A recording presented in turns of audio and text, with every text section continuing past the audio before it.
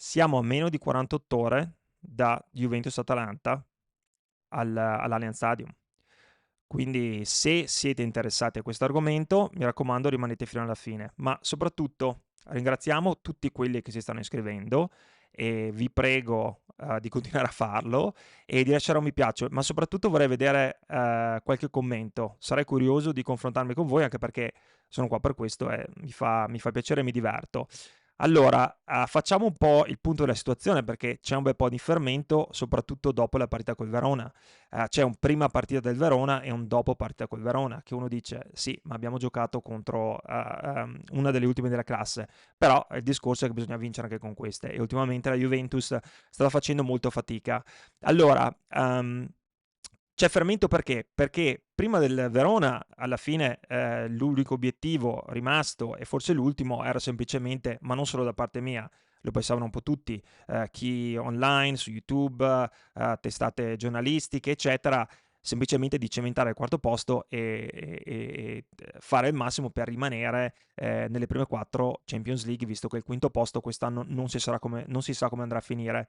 Dopo la partita col Verona, soprattutto perché la Juventus gioca una partita più convincente rispetto al solito, è chiaro che l'umore è un po' cambiato perché a -6 è comunque giusto, fino a prova contraria, andare a provarci fino alla fine della stagione. Se sei un tifoso juventino e non ci credi, vuol dire che comunque probabilmente non sei proprio un tifoso juventino, ma non sto criticando chi non ci crede, sto cercando di incentivare chi invece ci crede così che un po' di energia ci porti magari a qualche soddisfazione. Però ci sarà un cambiamento adesso perché siamo passati da avere 3 impegni a settimana con la Coppa Italia, dal quale siamo usciti, con la Champions League, dal quale siamo usciti, ad averne solo uno. Adesso il Napoli, l'Atalanta e la Juventus sono 3 squadre che tutte e 3 nei primi 4 posti hanno semplicemente solo un impegno fino a fine stagione, mentre l'Inter ne avrà 3, che un bel po' di differenza lo farà. Anche perché io credo che ci sarà un cambiamento dal punto di vista degli infortuni. Prima cioè da inizio campionato la Juventus è stata, come tante altre squadre, non sto giustificando, però la Juventus fin da subito, dalle prime partite, è stata massacrata dagli infortuni. Questo massacro è poi continuato e veramente probabilmente solo in 3-4 occasioni ci siamo trovati con una squadra mai al completo, ma con il maggior numero di disponibili possibili. Quindi credo che non giocare le coppe, avere meno impegni, speriamo possa aiutare anche dal punto di vista infortuni, dando anche più tempo per alcuni giocatori di recuperare. Sono molto curioso di vedere, soprattutto domani, la conferenza stampa di Thiago Motta. Non tanto per quello che dirà, visto che tanto Thiago è abbastanza pragmatico come quasi tutti gli allenatori, la sua comunicazione a volte è un po', non voglio contestarla, però un po' troppo fredda e secondo me qualche volta potrebbe anche rispondere in maniera un po' più esaustiva alle domande dei giornalisti e a volte anche risulta un po', come si dice, non antipatico, però un po' troppo ermetico, ecco, lasciamola lì. Però quello che mi interessa è vedere l'umore.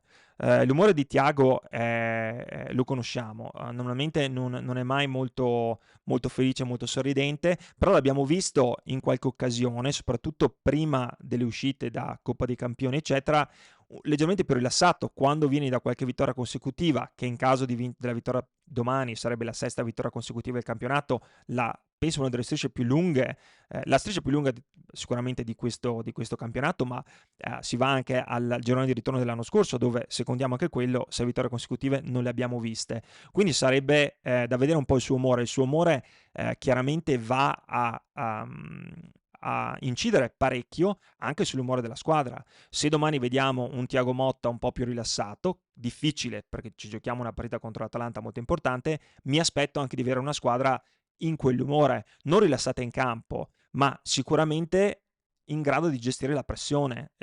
L'umore di Motta mi dice se la pressione lo sta un po' opprimendo o se invece la mente è un po' più libera. Questa è una partita da dentro e fuori. Cioè, se domani la Juventus perde, se domenica, scusate, la Juventus perde, la Juventus viene quasi completamente, secondo me, ci dobbiamo dimenticare della corsa a scudetto e dobbiamo iniziare a preoccuparci parecchio di quello che succede dietro, anche perché in caso di vittoria della Lazio potrebbe superarci. L'Atalanta, anche lei, domenica deve stare attenta, perché in caso di sconfitta con la Juve, si troverebbe a pari punti, ma chiaramente indietro per gli sconti diretti.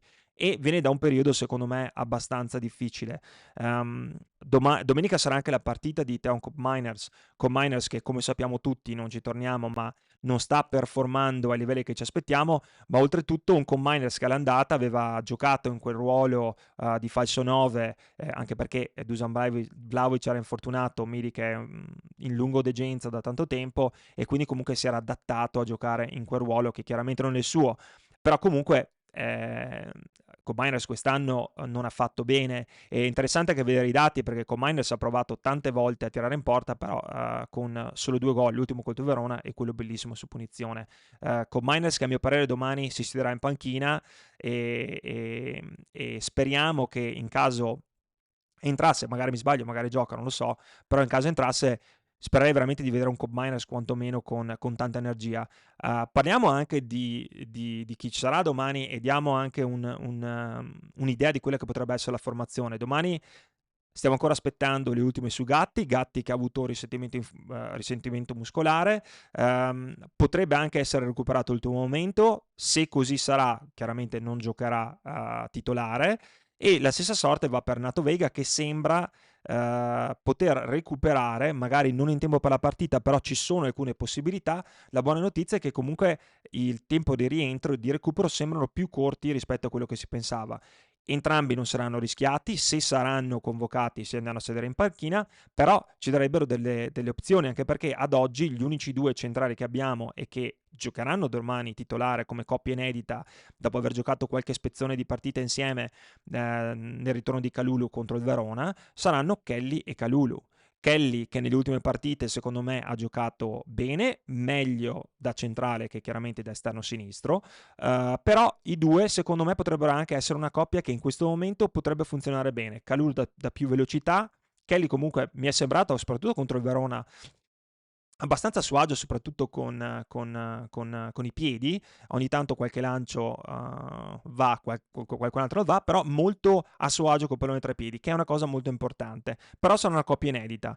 Comunque la formazione dovrebbe essere di Gregorio, chiaramente partendo da destra, UEA, Kalulu, Kelly e Cambiasso. Davanti ai due ci sarebbe Kefren Turam e Locatelli, e poi vi dico come credo che la formazione sarà e quello che farei io.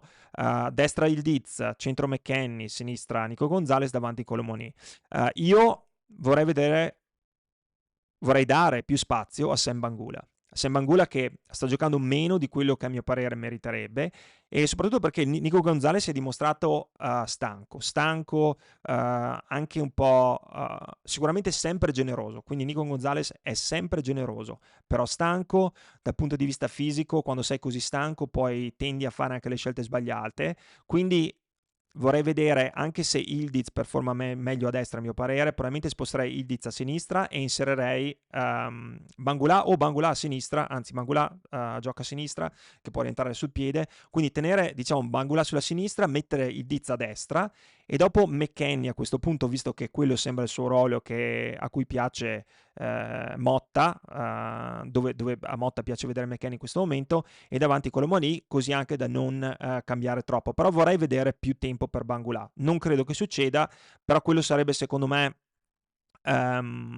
la cosa giusta in questo momento da fare. Credo anche che vorrei dare verso fine partita qualche minuto ancora a Costa, che mi è sembrato sì molto inesperto in alcune situazioni e anche agitato alla insomma, prima apparizione con la maglia della Juventus. Credo bene che un giovane debba essere agitato, altrimenti sarebbe un problema, però mi piacerebbe vederlo, perché di solito dà sì, se lo guardate, se lo osservate, tante sovrapposizioni, tanta corsa, tanta volontà, quindi a me non dispiace, non dal primo minuto, però magari gli ultimi 10-15, se la partita lo potrà permettere, sarebbe un qualcosa di interessante.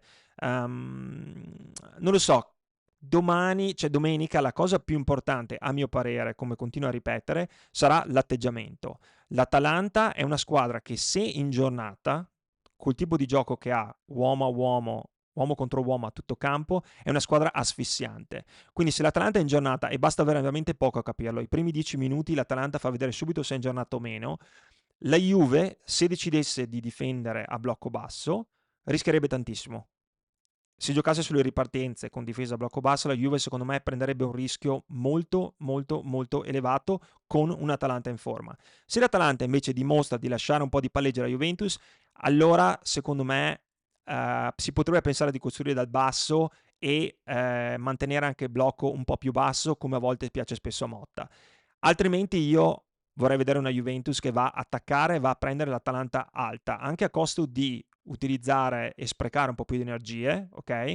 Tra parentesi, neanche con Sessao ci sarà anche per lui affaticamento muscolare, quindi comunque ci vorrà un po' di tempo, però nonostante tutto vorrei vedere una Juventus che, se l'Atalanta parte con un po' meno di decisione, vada a prendere l'Atalanta, la pressi, perché l'Atalanta va in difficoltà quando non è in giornata e viene pressata alta e asfissiata come di solito fa lei con l'avversario. Quindi voglio vedere quello, e in generale voglio vedere un atteggiamento da Juventus. Giochiamo in casa, non possiamo accettare che una squadra venga in casa nostra e prenda in mano le redini della situazione e decida come impostare la partita. Dobbiamo andare a prendere noi, anche perché questa partita per noi è troppo importante. È la partita ad oggi più importante dell'anno. Se perdiamo domenica, addio ai sogni. Quindi tutti noi sognatori è meglio che andiamo a sognare per qualcos'altro. Quindi forza Juve, avanti tutta, una partita alla volta, ma vincere contro l'Atalanta. Cuore, ci sentiamo domani dopo la conferenza. Un abbraccio.